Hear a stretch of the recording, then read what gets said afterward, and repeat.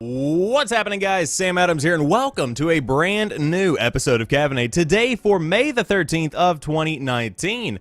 My name is Samuel Adams, and welcome to today's show. Of course, if you are brand new to the program, this is a daily gaming news podcast where I let you guys know the hottest gaming news happening right now in the industry we all love. And today, we are returning yet again to the topic of Ghost Recon Breakpoint because it was noted over the weekend by many people that Ghost Recon Breakpoint is in fact skipping Steam for a launch on the Epic Games Store, as well as Uplay for those that are staunchly against Epic's new storefront. On top of that, DICE has removed, or is removing, duos from Battlefield 5's Battle Royale Firestorm, citing lack of player interest. Not enough people are playing duos. Find one friend. Save the mode.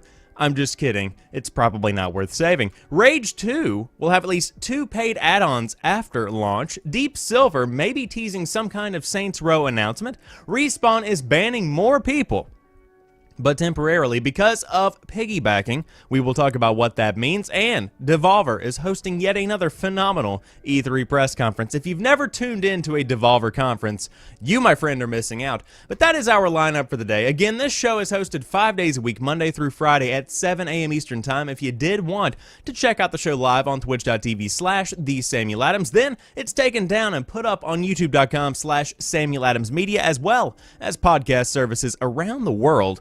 But without further ado, let's go ahead and dive into today's top stories, starting off with Ghost Recon Breakpoint, because it is in fact skipping Steam for a launch on the Epic Store. It is at its breaking point, you may say.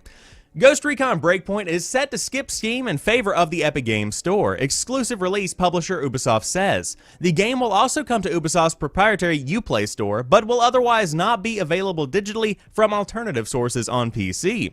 The company confirmed the news to PC Games In, but did not give a reason as to why it decided to withhold Breakpoint from a Steam launch. Ubisoft's 2 most recent games, Anno 1800 and The Division 2, have also skipped Steam in favor of the Epic Games Store. GameSpot has contacted Ubisoft to ask why the company has made this decision. A possible explanation, they have been doing some deep digging over at GameSpot, is that Epic makes a lot less money and they have a pretty appropriate share of funds whenever it comes to, you make more money when you put your game on their shop. It's crazy, I know. But that could very well be the reason that, people put their games on the Epic Games Store. It's blowing my mind, But on the other hand, Steam has a significant install base and has been around for much longer, meaning it possesses features the Epic Store does not, including cloud saves, achievements, and more. But that money, though. Other big games such as Metro Exodus and Detroit Become Human have also skipped Steam as Epic continues its drive to secure exclusives. Epic has stated it will change its policy of chasing exclusives if Valve reduces the cut it takes from game sales on Steam. Now, of course, this game was just revealed last week, and this story is one that is just one in a sea of many, it seems, in 2019, where a lot of people are going over to the Epic Games Store to put their games out. Whether it be small indie developers or large big games like you have here with Ghost Recon and The Division 2 and Metro Exodus, the Epic Games Store is becoming a big powerhouse of this year's biggest games. I mean, truly, there are some massive games coming to the Epic Games Store. However, is this a big deal? For me, the Epic Games Store has never been a big deal. We've talked about this many times on many past episodes of Caffeinate, and I've talked about it on Twitter as well.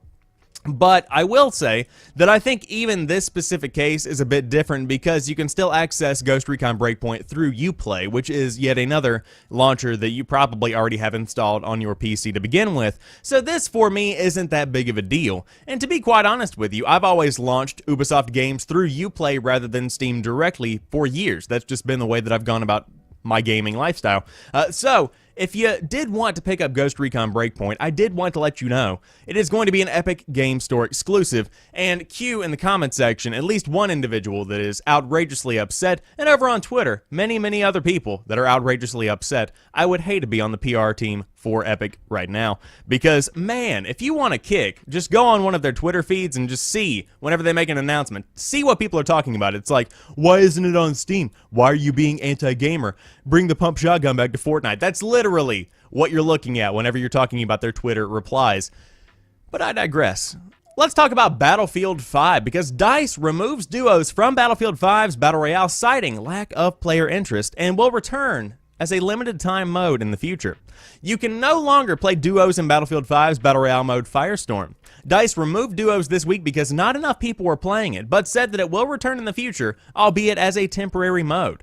Duos was never meant to be a mainstay of Firestorm. It was added last month as a limited time mode for a weekend only, but when that weekend was over, players asked for more, and DICE was happy to bring it back, seemingly as a more permanent feature. Now, however, DICE says that players are more interested in squad play than duos, and so it's returning to its original plan. The mode will return in some form, but DICE has not yet worked out how often you will be able to play it. Genuinely, it will return, a DICE community manager said on Reddit. Whether we do that on certain weekends every month or for a week to celebrate each of the future Firestorm updates, you will see duo again. To be very fair to folks, though, and as transparent as possible, we are not presently expecting it to return as a permanent addition. Fans on Reddit weren't best pleased. DICE's announcement post has received 74% downvotes, with players venting their frustration in the comments. Is this a joke? That's the only reason I get on anymore. Same with my buddy. All we play is duo, said user more dots okay stop dots. What a username that one is. This limited time stuff really needs to stop. The fact it arrived, then was removed, then came back, and it is now being removed again with no foreseeable return is just, I don't even know anymore, they say, clearly having some kind of breakdown over their gaming habits. But I think what's happening here is they're trying to emulate what's happening with Fortnite. Of course, limited time modes are pretty popular in Fortnite, albeit a little bit different. Of course, they don't just randomly take away stuff like duos in Fortnite. They insert stuff like Sniper V2, where you just have like an entire game of snipers and low gravity and low health and stuff like that. They put those kind of limited time modes in.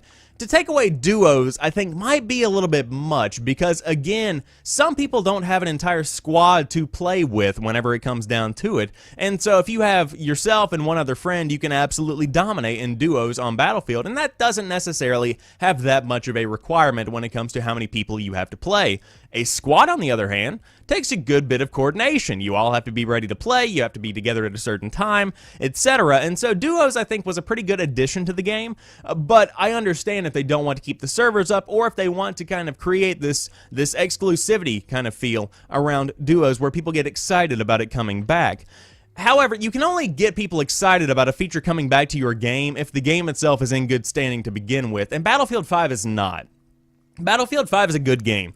I stand behind that. I've been playing it a good bit over the course of the past few weeks, but I will say it's not the best Battlefield that I've ever played. It's a fine game and it looks gorgeous, but it needs a little bit of help, you know. It needs to have as many players coming back to it as humanly possible, especially to populate these lower, more sparsely populated modes. And so to get people back into Firestorm is a big deal. To keep people coming back is a big effort in a way. It takes a lot to get people coming back to Firestorm, and so to be able to add duos and potentially get a couple of people back is something that I think they probably should have kept, but that's just me. So if you did want to dive into Battlefield 5 Battle Royale Firestorm duos, then you had better wait it out because it could be coming back at some point in the future, although not anytime soon. However, in the meantime, you can always just play Rage 2, and I have good news for you if you do like Rage 2. There are at least 2 paid add-ons after launch. I said 2 at least 5 times there. Cosmetic and events, however, will be free. That's always good. Just because Rage 2 is a single-player game does not mean its gameplay will remain all that static. Avalanche and Bethesda have published a 2019 roadmap for the open-world shooter, and it is evident that the developers want to treat the game almost as if it were an ever-evolving multiplayer title. There are 2 paid expansions in the pipeline, one in August, Rise of the Ghost, and one in November. While there aren't many specifics about the plot, there are promises of new stories, areas, and gear for both add-ons. Thankfully, you will not have to pay extra to get something. Weapon skins, world events, challenges, and new rides, the mech you see above, plus the one-wheeler, are all slated to be available throughout 2019. You'll have a reason to keep playing even if you blaze through the main story then. The question is whether or not Rage 2 will receive similar treatment once 2020 rolls around. It is certainly nothing new for single-player games to get expansions, but they rarely have roadmaps with month-by-month commitments. We wouldn't rule out a change in pace based on demand. And so, we have more Rage 2 content coming our way. Now, I've seen a lot of people talking about Rage 2 this week, and specifically in regard to the fact that its marketing team doesn't seem to have been pushing the game that much. We've seen a couple of snarky tweets on Twitter, as you would expect from a, personal business Twitter account, as I like to call them, where you have somebody with a lot of personality running a professional business account. And that's always well and good. That's a good way to get people riled up about your game. But outside of that, I haven't seen that much about this game. However, it is shaping up to be one of the best games of 2019. I have a lot of faith in Rage 2, and so to hear it, and to see it getting more content after launch is something that I think solidifies in my mind the value that Bethesda is placing on this game and the work that Avalanche and id Software have put into this game. I think that there's a lot going on here, and I think there's enough world, a lot of lore here to flesh it out over the course of the next few months and even potentially the next year and a half or so. I think there's a lot of story to be told within the world of Rage 2. So much character within this game, truly. Not so many characters. Of course, there are plenty of characters as well, but just a lot of passion, a lot of character within the game itself. There's a lot to do within the world of Rage 2. Tons of explosions as well. Very exciting stuff. So if you did want to check out Rage 2, it's coming out this week on the PS4, the Xbox One, and the PC, and I will say, it's shaping up to be a pretty good-looking post-apocalyptic adventure that I, my friends, will be taking part in. Now, let's talk about Deep Silver, because another crazy big explosion-filled game, kind of like Rage 2, but not really, is, of course, every Saints Row game, specifically the third. I was a big fan of the third, but the Saints Row series may be teasing some sort of big new announcement. The Saints Row series has been dormant for a while, but it looks like this may soon change. Publisher Deep Silver issued a tweet the other day asking fans to subscribe to the official Saints Row YouTube channel. At first glance, it seems like a regular tweet to notify followers of the channel's existence, but the publisher added this hint in the tweet: "We have exciting things ahead for the Saints you don't want to miss out." Now, this is far from confirmation Saints Row news is coming, but it's certainly curious Deep Silver decided to throw that little tidbit in. And so the last new Saints Row game was 2015 Saints Row Gat Out of Hell, a spin-off starring character Johnny Gat. Of course, before that, Saints Row 4 was released in 2014 to critical acclaim, and the Saints Row team moved on to Agents of Mayhem, which received a tepid response when it launched in 2017, and the team has been quiet since, so hopefully it is cooking up something Saints related. And I will also say, honorable mention, Saints Row the Third just came out on the Nintendo Switch, if you did want to pick that one up and see what it was bringing to the table for yourself. But could we actually be seeing some kind of Saints Row related news? I think we could. It's time for a good Saints Row game. Will it be coming this generation? That's my question that I want to present. I doubt it. I think that it would be a wise move to go ahead and hold out, because we still have Saints Row games to play on this gen. And so to be able to come into the next generation with a Saints Row game in a time in the console cycle when there tend to be a good many gaps in the game lineup, that could be a big win for the guys over there at Deep Silver. So I hope that is what they choose to go with.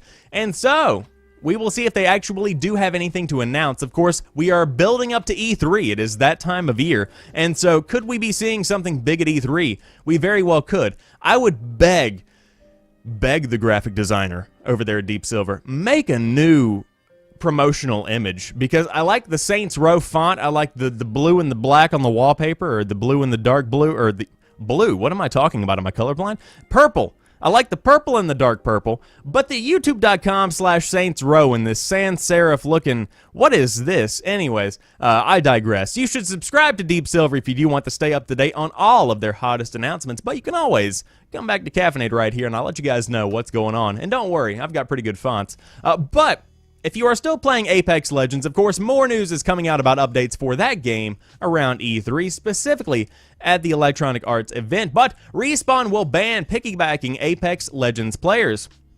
What does that mean, you ask? I ask myself the same thing. Respawn is cracking down on piggybacking in Apex Legends and will ban players who utilize the technique that involves players not actually participating in a match, but using their teammates to carry them to a good position and level up faster. Jay Fresh, Respawn's community manager, took to Reddit to give some updates to issues the team is currently working on for Apex Legends, including the aforementioned piggybacking. According to Respawn, piggybacking is, quote, when a player drafts off other players in the squad to carry them to a good position and level up faster, but doesn't actually participate in the match, meaning they never collect a weapon, fire a shot, don't deal any damage, etc. Respawn investigated how many matches were being affected by this behavior and decided that it is a prevalent issue that warrants instituting temp bans for players that exhibit piggybacking behavior, and extreme cases could lead to a permanent ban. Ooh. There is no word on when these bans will be taking place, but Respawn wanted to give its player base a heads up before they bring out the ban hammer. The update by Respawn also discussed hit registration issues, slow-mo at start of matches, audio problems, PS4 crashes after the 1.08 update, and more. Respawn also recently addressed its update plans, and while it's 100% committed to the long-term growth of Apex Legends, it values the health of its team and puts a focus on quality of content over novelty or speed of release. And so, of course, we will get more news at E3 about the future of Apex Legends, but I suppose this was an issue that was being had. I wasn't even aware of this. My only question is, why would you want to get into a game and not do anything just to level up in the game?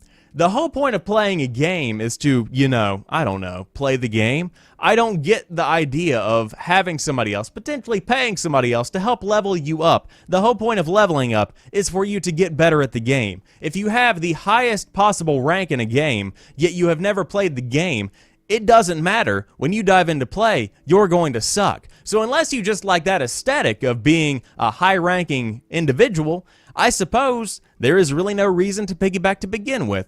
But if you are doing this, I would encourage you to stop. Number one, because you're an embarrassment to everybody, including your mother. And then, on top of that, it's a huge waste of time. Just don't do it.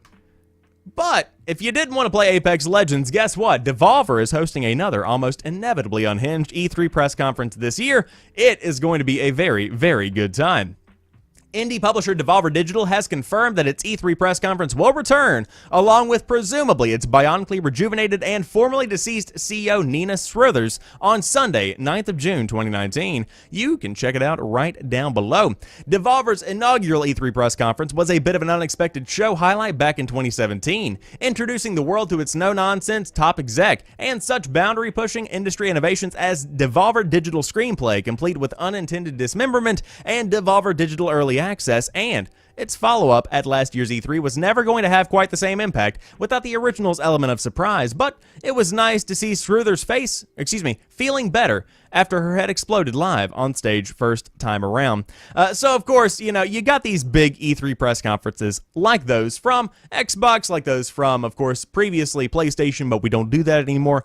Devolver took it to the next level by mocking, essentially, the traditional press conference and making it something so over the top, so Devolver, I can't even put it into words, that it just grabs the attention of the entire industry. It is without a doubt my favorite conference to watch because it doesn't take itself too seriously, but there is still gaming news to be found within the press conference itself. You can actually get a look at what's coming from Devolver over the course of the next year, while also getting a ton of good laughs in as well. And of course, the person that hosted is always phenomenal. She is just a phenomenal presenter, a great public speaker, and somebody who does not take herself too seriously.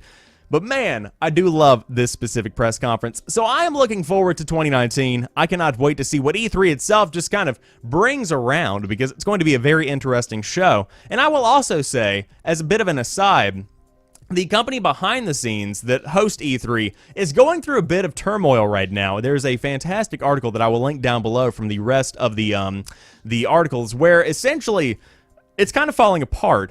So we will talk about what that means maybe on a future video devoted to that topic itself. But if you did want to watch this year's show, of course, tons of news coming during that week in June, but specifically Devolver Digital is hosting their conference on the 9th of June, a Sunday, at 7 p.m. Pacific Time, 10 p.m. Eastern, on, I would assume, twitch.tv/Devolver Digital, and of course, you can always follow them on Twitter, which is always recommended in my book. However, that rounds out today's episode of Caffeinate. Of course, if you are brand new to the show, welcome on in. I do hope you enjoyed today's episode, and you should subscribe for more because the show is hosted 5 days a week, Monday through Friday at 7 a.m. Eastern Time on twitch.tv/TheSamuelAdams. Then it's taken down and put up on youtube.com/SamuelAdamsMedia if you did want to catch it in that format, or even a podcast, if you will. But until tomorrow, you guys have a phenomenal rest of the day. I will talk to you soon, and peace.